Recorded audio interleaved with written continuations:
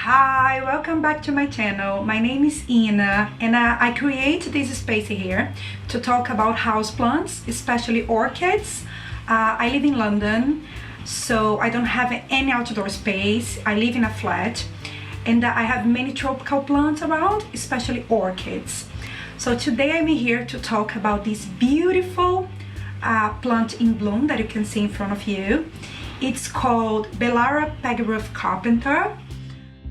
I decided to talk about it because it's beautiful, as you can see, and I think it's a plant that's perfect for beginners. So if you want something different from your phalaenopsis that you can find everywhere, at least here in Europe, these plants are quite affordable and available in garden centers, flower shops. So look around for this one if you're interested in something that can produce many flowers, bloom many times a year, and also have these beautiful and wild blooms.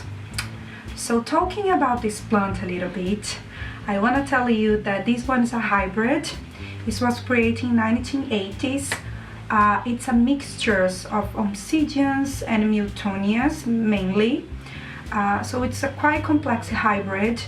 So talking about the hybrid in itself, because it has lots of Miltonia and oncidium in its parent, it needs more water than your phalaenopsis. I think that's the only tricky part. It's how to water this plant, because it doesn't enjoy to be dry for too long.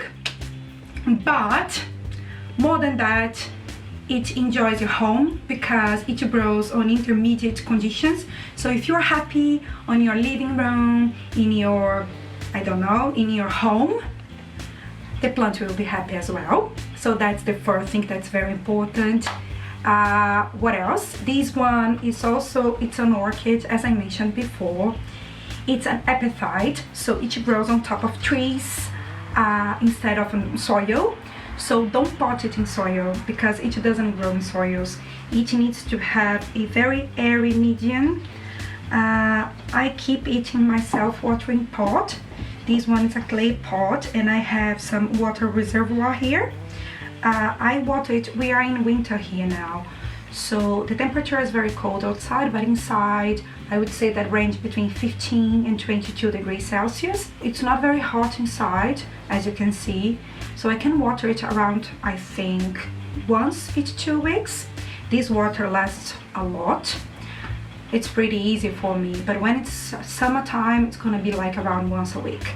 As I told you before, this plant does enjoy to dry out. So be careful, always check the medium, and when the medium is starting to feel drier, I would water it. Every time one pseudobulb matures, a new flower spike is formed. So as you can see here, I have 2 new pseudobulbs. So this one is one, this one is the second one. So both of them produce the flower spikes for me. One thing about this plant, especially if you grow in a place that's cold, such as London, I need some grow lights because I don't have a windowsill that's large enough for this plant. So during most of the year I keep under my grow lights. So talking about its conditions, good conditions to grow, I would say that if you don't have a large windowsill and a very bright spot to keep it in a place, especially if you live in a northern country or southern that's pretty cold, I would advise you to grow it under grow lights. That's how I keep mine. But I've lost some of the buds of this plant, so I had some bud blasts, and that's on me because they were very close to the grow lights. And so when the flower spike grew, it was almost touching the grow light, so the buds fell and I could have like 3 or 4 more blooms on this plant. So I would advise you to be careful. But if you have enough light, intermediate temperature, and take care of the watering of this plant, it will grow super easily and nicely. It matured for me, I think, around 4 pseudobulbs last year. I've already divided this plant, so that's why I have now, I think, 1, 2, 3, 4, 5, 6 or 7 pseudobulbs here.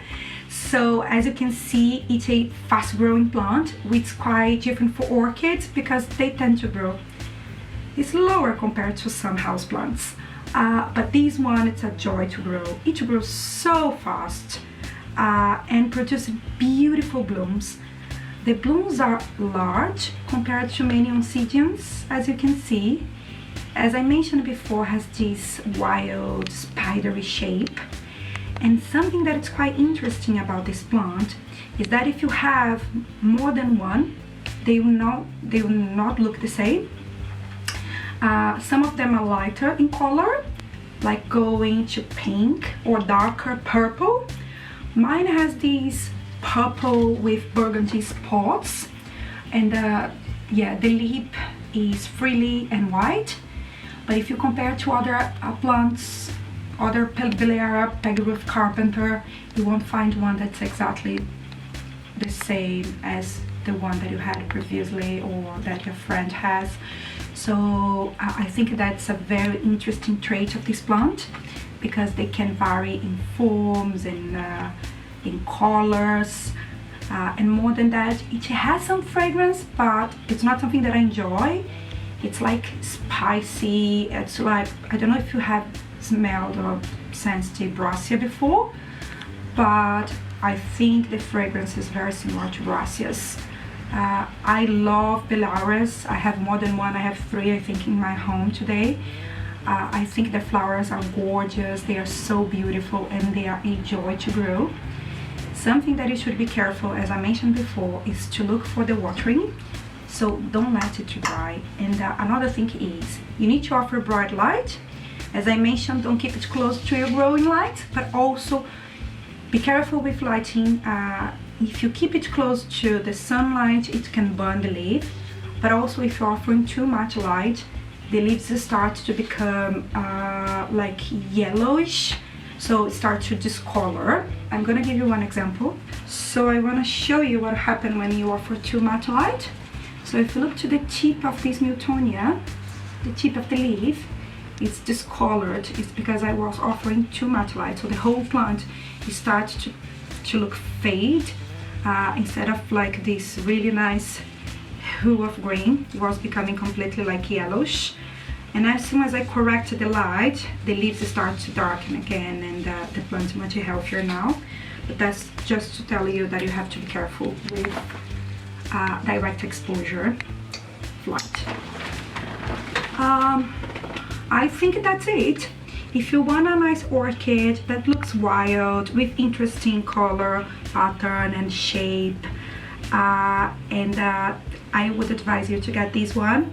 The only downside of this plant is that it's a big orchid, as you can see. So if you don't have enough space, I would go for something else. But if you have space for this one, and if you enjoy different flowers, yeah, if you see it available in your area, go for the Peggy Ruth Carpenter. I super advise you to. It's beautiful. I love it so much. And yeah, and I think that's all. Please like this video if you enjoy it. Leave your comments below. Follow me on Instagram. I have so many pictures there from all of my orchids. And leave your comment and let me know if you enjoyed this video, or if you want to see something different, or even if you just like something. Thank you very much. Bye.